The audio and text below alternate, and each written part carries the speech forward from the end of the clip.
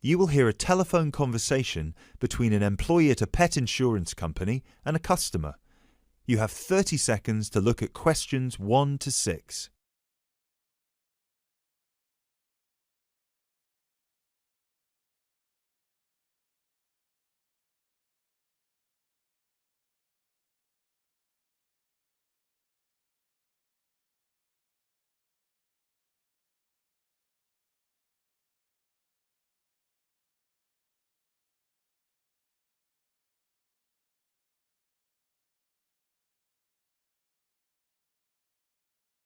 Pet Protect UK, how can I help?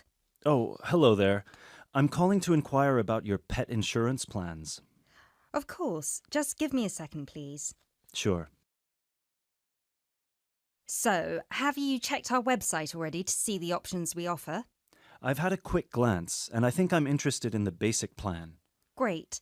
I need to just ask a few questions first then. Is your pet a dog, a cat, or a rabbit? It's a dog. And is it a puppy or... No, he's 3 years old. Right. May I ask, has your dog been insured before? I just adopted him from the rescue center last week, and I think he'd been there a while, so I doubt it. Okay, so you've had him for a week then. That's correct. Great. I apologise for asking this, but your dog, what's his name by the way? Fenton. Fenton, is that spelt with an F? Yeah. Fenton. Great. Thank you for that. So, according to the rescue centre, has Fenton ever attacked, bitten, or been aggressive towards a person or another animal? No, not at all. Excellent. And is he a guide dog or... No, just a house pet. Great. And you said he's 3 years old. Do you know the exact date of birth? Oh, yes, it's on the adoption certificate. Just give me a sec. It's May 19th, 2013. And do you know, has Fenton been neutered? Yes, he's been castrated. Excellent. And final question, what type of dog is Fenton? Is he a pedigree, a crossbreed, or a mixed breed? A crossbreed, I think. Right, crossbreed... Wait, sorry. What's the difference between the three? A pedigree is a dog whose parents are of the same breed. A crossbreed is from 2 different breeds, while a mixed breed is 3 or more. Then he's a mixed breed. Sorry about that. Right, no worries. So, could I take your full name, please? My name is Peter Pischinger. That's Pischinger. Right, thank you for that. And what's your address? That's 27 Cherry Drive, NW8 3HD. 3HD. And finally, a telephone number, please. 020-3634-7957. Thank you.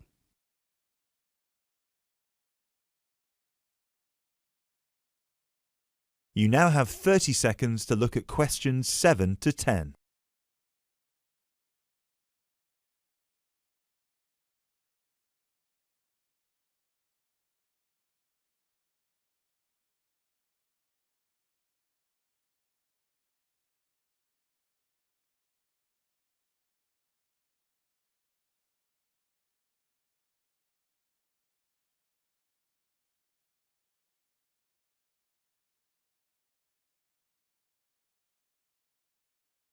Now, you said you were interested in the basic plan. Is that correct? Yes, that's correct. May I ask, are you planning to switch insurance providers after the first year of your pet insurance, or is there a possibility you might renew with us? I haven't really thought about it. Why?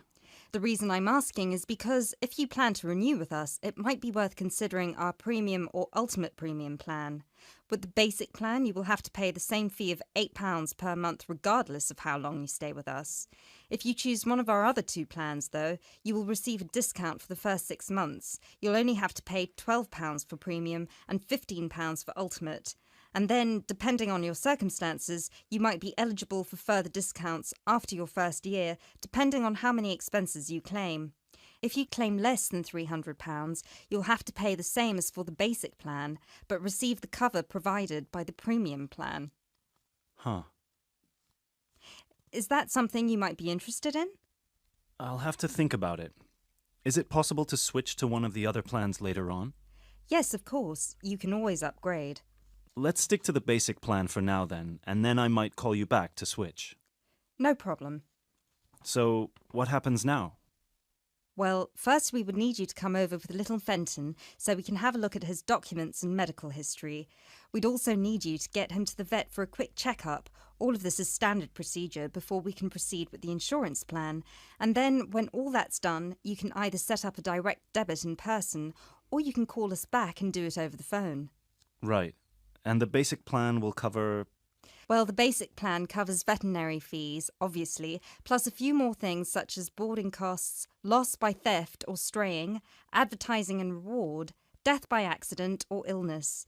You can find a comprehensive list on our website, or I could forward it to you via email if you prefer. Thanks. I'll check the website. No problem. So, shall we book you an appointment so you can come over?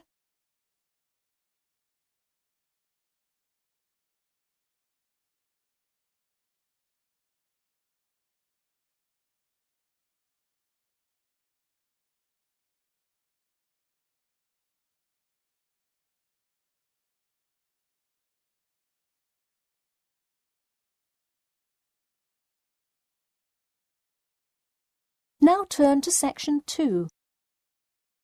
Section 2. You will hear two students called Mark and Gina asking their tutor for advice on the extracurricular project.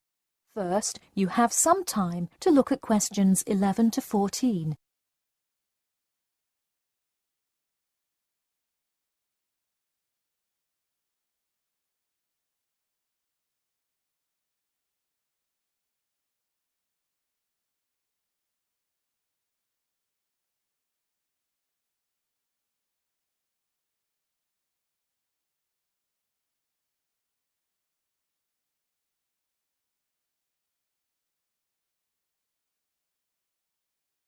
Now listen carefully and answer questions 11 to 14. Hi Mark. Hi Gina. What can I help you with? So we were hoping you could help us with this extracurricular project. Sure. What is the topic? Attending business school. This sounds like a great idea. So you're going to explain the requirements for getting into business school? Not exactly. It will be more broadly about the experience, the academics, accommodation, and social experience that comes with being part of the business school. I see. So would your audience be the general public? Well, we would probably want more to focus on members of the institution. We would especially like to reach individual applicants to the business school. I see. Now, what form will this information be? You could give a talk to all the summer courses. All you'd need is permission from the course director. Or you could pass out information outside the student union. Those are both good ideas. What about sending out pamphlets in the mail? Most college students never check their mail. Maybe you could make a video and show it on campus. That's a great idea. We'll do the video. Great. And as members of the business school, do you have an incentive to attract new students? If so, this idea is a great way to do that. No, the idea actually came about because of how much students like us worry about their studies. Yeah, when I got into business school, there were a lot of things I had not prepared for, so the video would cover a lot of things Mark and I wish we had known upon entering business school. Right. Before you hear the rest of the talk, you have some time to look at questions 15 to 20.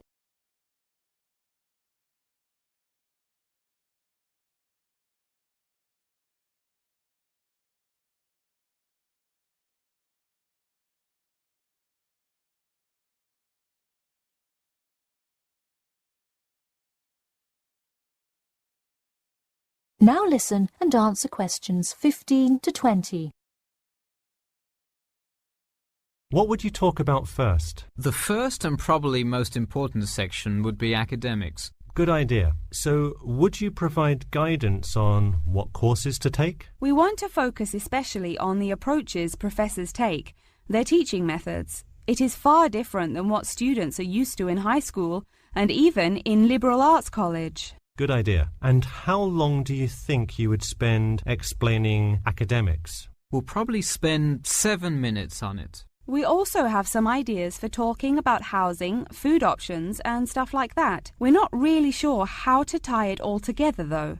I think it would be suitable to title that section Accommodation. What do you think? That could work. We'll definitely describe the different dining options at the cafeteria and then walk students through flats and the grueling process of finding one near the business school campus. Okay, so we would cover specifics on the cafeteria as well as flats. I think those are both helpful. We could spend about 6 minutes on accommodation and be sure to touch on those specifically. Great. Is there anything else you would talk about? We definitely want to go over the social aspect of attending school here. Of course. I think it's good to have a little fun once in a while when you're working so hard in school. I think we are going to introduce new students to the disco that so many upper-class men know and love. Maybe we'll include a few other places too, but that's the main one. We're also going to invite students to the international evening taking place in the first week of school as a great chance for our large international student population to meet a lot of other new students. It can definitely be hard to meet people as an international student. I think that is a great idea. You may want to spend slightly longer on this section than the other two. How about 8 minutes? That sounds reasonable. So overall, the introduction should take 3 minutes and then the conclusion should take 4, giving us a total of 28 minutes. I wouldn't rush your introduction. Maybe give it between 4 and 6 minutes. The conclusion, though, can be shorter since it's just a quick refresher of each of the topics. Give that not more than 2 minutes. Okay, so in total, the video should take about the same time, just more intro and less conclusion? Precisely. All right, we're going to get to work on our video. Thanks for your help. That is the end of section 2. You now have half a minute to check your answers.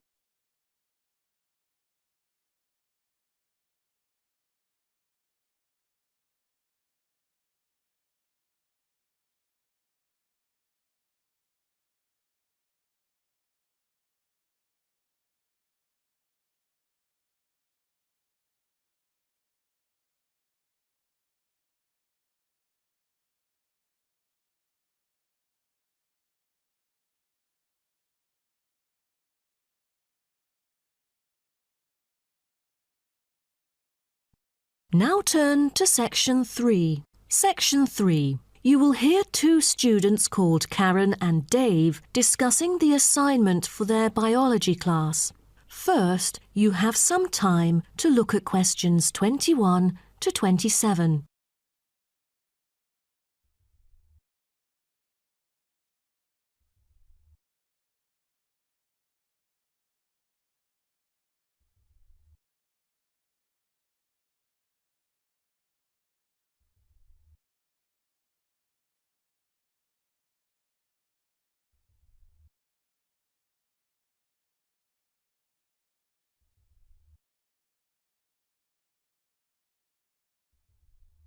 Now, listen carefully and answer questions 21 to 27. Hi, Dave. As you know, I've asked you to come here today to discuss the assignment for our biology class. We must decide what we should do about this very important research work. The whale survey? Yeah, I was also hoping to share some ideas with you. So let's start. OK. I've dug into some journal articles to see what sort of questions we should consider. Most of them include watching time and strongly urge it to be the top concern. What do you say? Yeah, the watching time should be carefully chosen, since I've heard a lot of unnecessary failures concerning picking the wrong time when it all went stormy and murky, and then nothing was seen during the whole field trip. I mean, they could have avoided that easily. Right. Then we should also pay close attention to the sea's surface because no one wants to encounter the failures you just mentioned. I think we'd better hope for the best, that it will be calm, with no choppy status. What about the weather conditions? That definitely should be taken into account, as it correlates with all the former factors. Most important of all, as a sighting is made, position and environmental parameters are recorded on standardized sighting pro formats, including time, visibility, position of the ship, using a global positioning system, wind speed, and wind direction. Shouldn't there be a set limit for the visibility level, say 50 metres? Cetaceans are really sensitive to sound. They are able to know that something's coming after them, so they would hide in order to avoid possible danger. So let's make it 100 meters, shall we? Yeah, that might be better. Oh, in that case, we'd also need to pay attention to the appearance of the fishing boats, for all the noise that they would make. That's right. Although observations were regularly made, we know very little about whale vocalization and how they use sound in their behavioral and social interactions.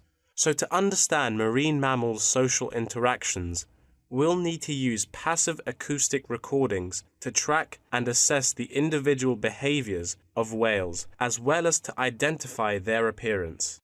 OK, then what about scales? Oh, for each sighting, the number of animals should be counted. The group size, I mean. Also, we need to identify the species, possible age, and sex of the individuals. Before you hear the rest of the talk, you have some time to look at questions 28 to 30.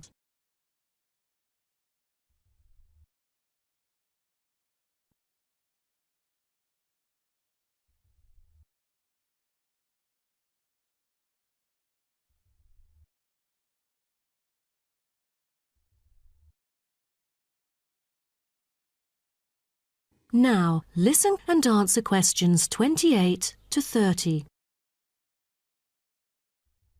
Speaking of identifying species, we need to find out the unique physical features of each whale. Let's start with the sperm whale. The sperm whale is the largest toothed whale, yet it's only a quarter of that of the blue whale. Its unique body is unlikely to be confused with any other species, and that distinctive shape comes from its very large, block-shaped head, which can be 1/4 to 1/3 of its length. The sperm whale's flukes are triangular and very thick. It has a series of little bumps on the back of its fluke instead of having a dorsal fin. The largest bump is called the hump by whalers and can be mistaken for a dorsal fin because of its shape and size. Then there is the northern right whale. Right whales have round bodies with arching rostrums, V-shaped blowholes, and dark grey or black skin. The most distinguishing feature of a right whale is the rough patches of skin on its head, which appear white due to parasitism by whale lice. It has no back fins at all. The blue whale's body can be various shades of bluish-grey dorsally and somewhat lighter underneath. It has a long, tapering body that appears stretched in comparison to the stockier build of other whales. The head is flat, U-shaped, and has a prominent ridge running from the blowhole to the top of its upper lip. Lastly are the minke whales.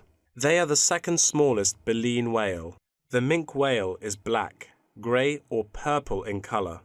Common minke whales are distinguished from other whales by a white band they have on each flipper. Their long back and tiny dorsal fin, 2/3 of the way down their back, is quite distinctive. That is the end of section 3. You now have half a minute to check your answers.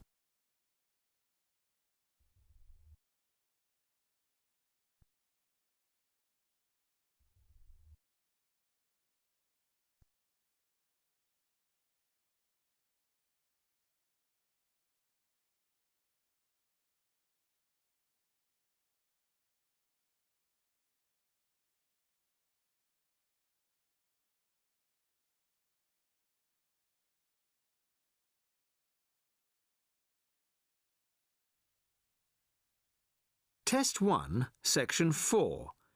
You will hear a talk about the Kentish pipe, a 17th century musical instrument. First, you have some time to look at questions 31 to 40.